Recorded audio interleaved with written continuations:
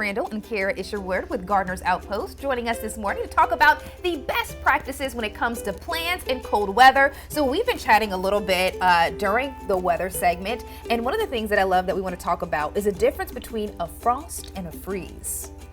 Yeah, so right now we've been hitting in the 20 degrees, which is the plants will get frosty and we'll have good frost on all the plants and whatnot. But 16 degrees, that's when we're gonna have freeze. That's when the cold really starts to soak into the plant and start to cause serious damage. Yeah, we don't want that. 16 degrees, very specific. We want to protect our plants. All right, so we also have to talk about this.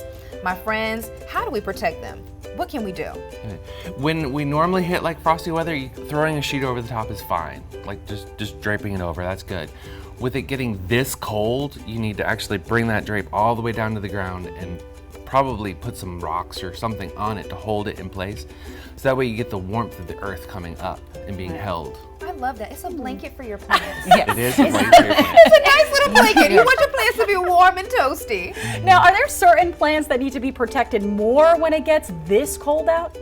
Yeah, after this spell of weather right now, I'm expecting to see damage on sagos, citrus, fig vines, and maybe a little bit of damage on some new growth like fatsias and whatnot. But once that occurs, don't immediately cut everything off because, I mean, this is South Carolina. We could have another frost later on, and that damaged foliage will actually help protect the plant. The plant later on. So the damage helps. Yeah, kind of creates an insulation for it. Yeah.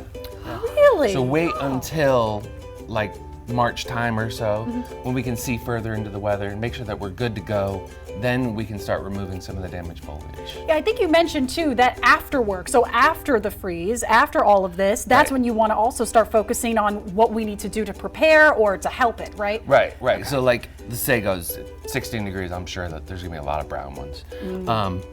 You get later on in the season, and if you immediately cut the leaves off, like right now, it's gonna stimulate growth. It's gonna wanna start growing. If we have a late freeze in say, mid-March or even April, that new growth is extremely tender to cold weather.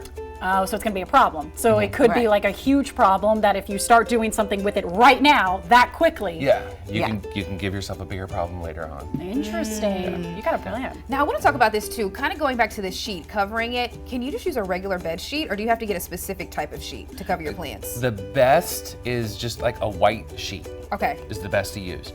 Then any other color sheet is good to use. After that, some people will use plastic, and it will work. But as soon as that sun comes up, that covering area that you have, plastic, it'll start heating up really quick. It'll greenhouse really fast. Okay. So you'll go from protecting your plant from freezing to having steamed sagos. Right. You don't want that. We don't want to steam them. No. No, we're not putting them on our plate. Yeah, you got to lift that plastic up pretty quick and roll it up pretty quick as soon as you get above freezing in order to use plastic. Very good information. Thank you guys so much. I really feel so schooled on this. All right, my friends. Now, if folks want to learn more about Gardener's Outpost, where can they go to do that?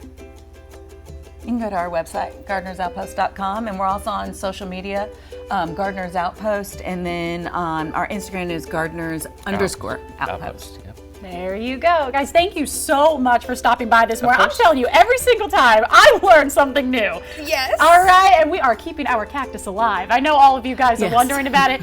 We're keeping it alive, you guys. Yeah, she's over there thriving, or he's over there thriving. He's over there living his best.